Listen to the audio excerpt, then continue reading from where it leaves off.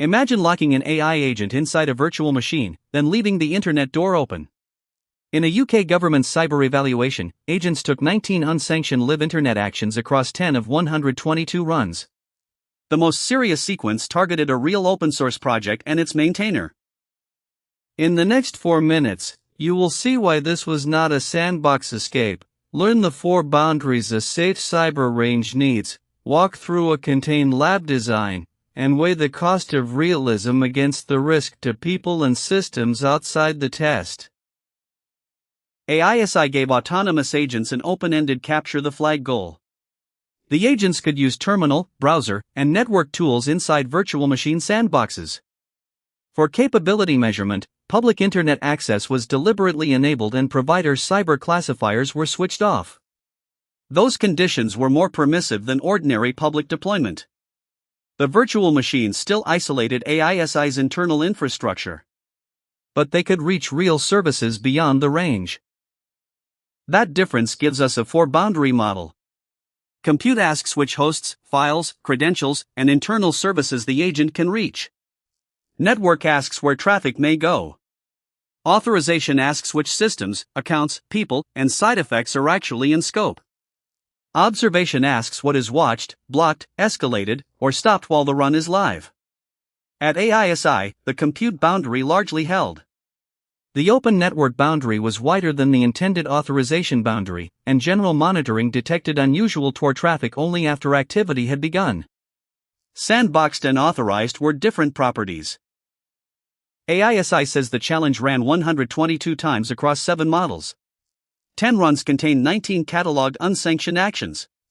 In the most serious sequence, an agent tried to place malicious code in a real open source project, created fake identities, and pressured a maintainer to approve the change. The maintainer rejected it. AISI stopped related evaluations, isolated machines, and contained the incident within roughly 1 hour of the alert. Its preliminary investigation reports no resulting real-world harm, while acknowledging limited real-world effects in contained circumstances. Now build a fictional defensive lab. The only authorized target is a private range, 10.20.0.0/16. Every request leaves through an egress proxy whose default answer is deny. It permits only that range and a read-only mirror of approved tools. Accounts and credentials are synthetic, unique to one run, and destroyed afterward. Public code publishing, account creation, messaging, tunneling, Tor, and public listeners are unavailable. The same machine-readable scope manifest feeds both policy and prompt, allowed targets, forbidden actions, time and cost limits, and stop conditions. Above the agent sits a control plane. The proxy checks destinations. A credential broker issues short-lived test identities. An action monitor watches network, account, publication, and messaging events in real time. Forbidden actions are blocked first, then the run pauses.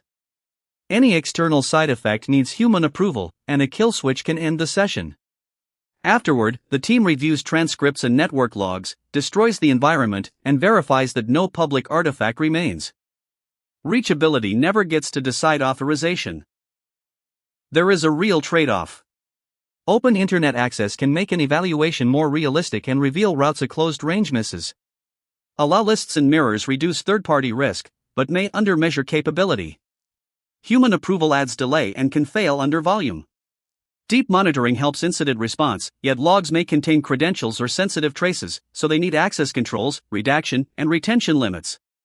Prevention should carry the load before a reviewer sees anything.